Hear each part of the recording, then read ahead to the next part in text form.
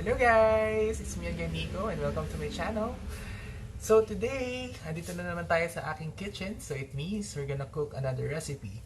This is actually a Filipino favorite, kids favorite. We will cook spaghetti today. So tara! For the ingredients, we will need spaghetti pasta. Syempre, spaghetti sauce. What I use is Italian style and sweet style. Pinaghahalo ko yan. We also need butter. Approximately 2 cups of minced onions. Half a cup of minced garlic. Brown sugar. Salt and pepper to taste. Hot dogs. Ground beef. And liver spread.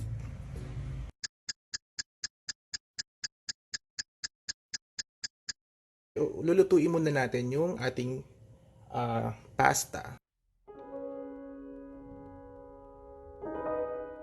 Okay, so guys, habang hinihintay natin maluto yung pasta, syempre lulutuin na natin yung sauce. So here's the step-by-step process on how I cook the spaghetti sauce.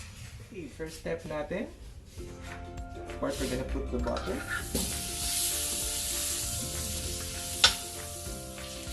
Guys, make sure na hindi natin masusunog yung butter. So what I normally do is, ang inuuna ko is yung onions. Kasi gusto ko hindi masunog yung bawang. Kasi pag nasunog ang bawang, kakait. So, isasakin mo muna yung onions.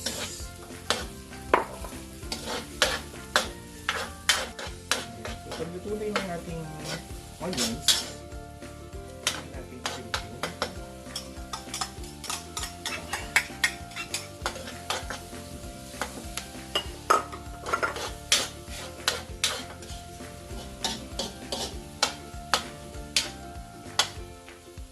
So, pag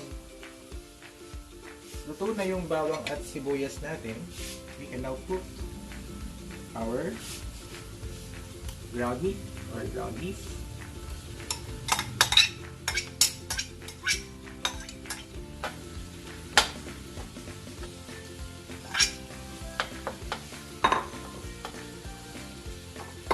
And continuous lang kasi gusto maluto yung meat natin and maging brown yung color. So just cook. Pag medyo half cook na siya,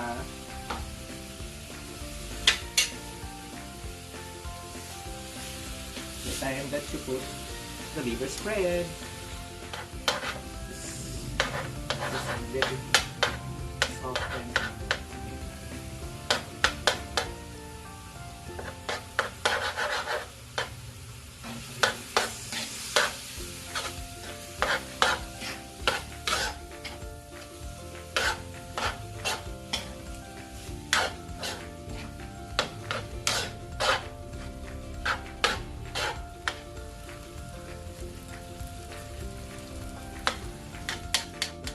Okay, so pagluto na yung ating ground meat, sunod natin yung hotdogs. Itong hotdogs, pinaprito ko na to kay Hermie. So, ayan.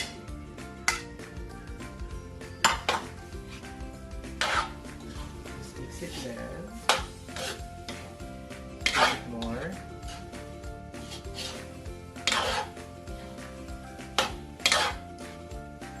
Natin ilalagay ang ating spaghetti sauce.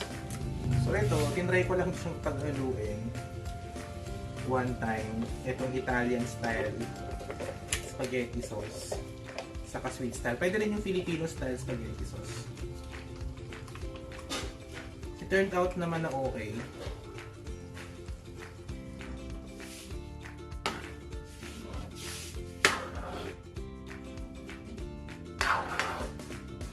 Siguro the reason why pinaghahalo ko yung Italian and sweet style or Filipino style spaghetti sauce kasi okay yung combination ng maasim-asim na manamis-namis. Kasi iba yung mga bata, ang gusto nila sa spaghetti yung medyo sweet. Nakapamaywang talaga akong ganyan pag nanduluto. Beyonce fan kasi ako dahil. Baby, it's you! Medium lang natin yung heat yan. Antayin natin siyang kumulo. Guys, ako I normally use Del Monte spaghetti pasta and spaghetti sauce talaga. Kasi yung pasta nila, kahit matagal na siyang pinapakulo or kahit sabi nilang overcook, al dente pa rin. Al dente! May mga ganong terms. So, iyon. So, while you're waiting for the sauce and the pasta na maluto. So, kamusta naman kayo guys? Okay guys, just a friendly reminder again ha. Pag magluluto kayo, always make sure na you wash your hands. Always wash your hands. So, kung hindi ka pa nakasubscribe sa akin channel, it's time for you to hit subscribe, click the bell button so that you will be notified for my next videos. So now, lalagyan na natin yung salt and pepper to taste.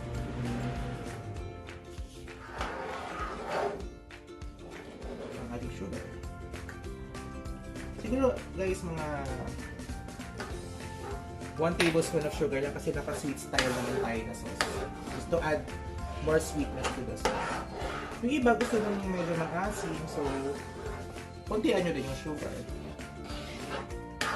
Ako gusto ko matamis, pero it makes me feel nostalgic. Pag nakakain ako ng spaghetti sauce na matamis, feeling ko laging may kiddie party.